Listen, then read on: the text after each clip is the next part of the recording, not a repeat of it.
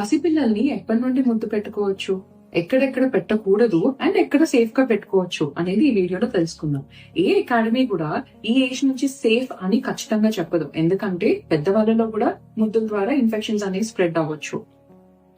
కానీ కనీసం first 3 months అయినా ఫేస్, మౌత్ అండ్ హ్యాండ్స్ వీటి మీద ముద్దులు పెట్టొద్దు.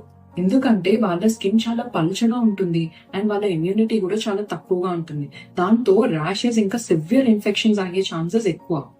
దీనివల్ల ర్యాషెస్ ఎలా అవుతాయంటే, ఒకటి మనం పెట్టుకునే లిప్స్టిక్స్, లిప్ గ్లాస్ లో ఉంటే కెమికల్స్ వల్ల ఇరిటేట్ అవుతుంది.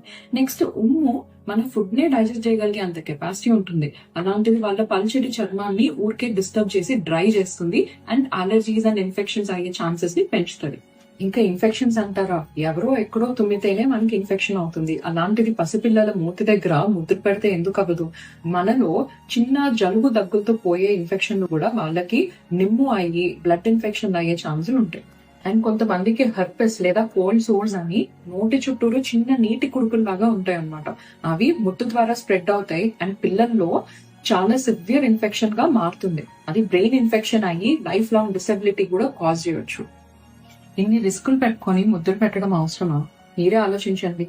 కావాలంటే తల మీద గాని పాదాల మీద గాని పెట్టండి, అది సేఫ్ స్పాట్స్. అది కూడా మీకు యాక్టివ్ గా ఏమి ఇన్ఫెక్షన్స్ లేకపోతేనే. పిల్లల్ని చూడడానికి వచ్చిన వాళ్ళని ముద్దు పెట్టొద్దు అని వాళ్ళని హర్ట్ చేయకుండా ఎలా చెప్పొచ్చు? మీకేమైనా ఐడియాస్ ఉంటే కామెంట్ చేయండి. నేను మీ డాక్టర్ దివ్య, కన్సల్టెంట్ పీడియాట్రిషియన్, హైదరాబాద్.